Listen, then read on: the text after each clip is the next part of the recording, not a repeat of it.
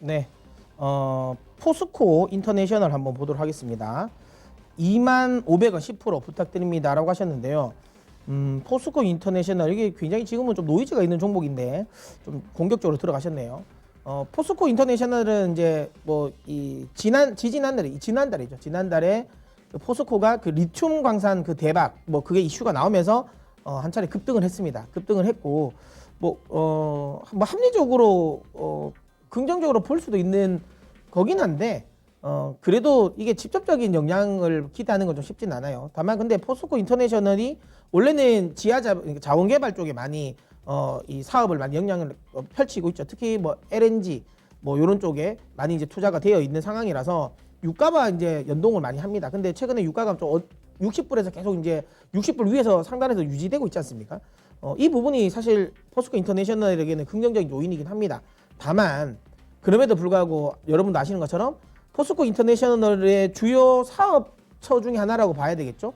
미얀마 쪽에서 지금 뭐 군부 쿠데타가 나오면서 이 사업이 지금 만만치가 않습니다. 특히 현재 이제 우리 문재인 정부가 미얀마 군사 쿠데타와 관련된 부분에 있어서 이제 이 부정적인 지금 이 성명을 냈지 않습니까? 이 멈춰라고 하면서 이제 이 언급을 하면서 미얀마 군부 쪽에서 우리나라와 이 사업을 안 하겠다라는 쪽으로 지금 가고 있기 때문에 지금 포스코 인터내셔널의 이 사업이 어떻게 될지는 사실 좀 불투명한 거죠. 물론 최근에 포스코 인터내셔널 같은 경우는 지금 이제 친환경 쪽으로 좀 사업을 좀 틀고는 있습니다.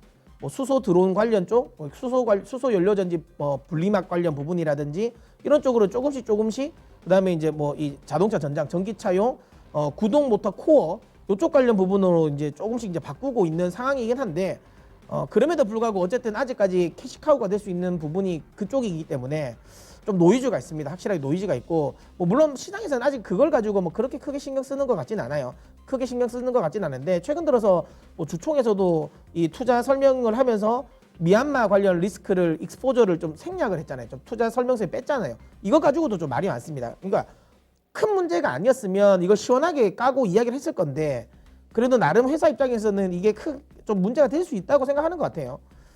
조금 노이즈가 있습니다. 굳이 노이즈 있는 종목을 지금 가지고 갈 필요가 있을까요? 저는 제 개인적인 생각에는 일단은 요 종목은 조금 오늘 살짝 수익인데 종목 교체하시는 게 맞지 않을까요? 저는 제 생각은 차라리 나는 2차 전지 소재 쪽을 하고 싶다라고 하셨으면 이 종목 말고 원래 우리가 알고 있는 전통적인 2차 전지 차라리 포스코 케미컬을 하는 게 훨씬 더 맞을 것 같습니다. 그래서 이 종목은 좀 리스크가 있다. 나는 근데 그 리스크를 감수하고 결국에는 쿠데타는 끝날 것이고 그 이후의 상황은 좋아지지 않을 것이냐. 그리고 장기적으로 봤을 때 어쨌든 사업의 체질이 바뀌고 있다는 점이 긍정적으로 본다.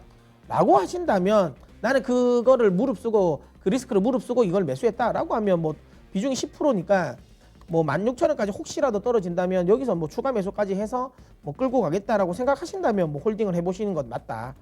그래서 뭐 목표가 한 3만 원 정도 보시면 될 것 같은데요. 꽤 장기적으로 꽤 힘든 시간을 거치긴 해야 될 겁니다. 이거는 뭐 이 시청자님이 선택이라고 저는 생각이 되고요.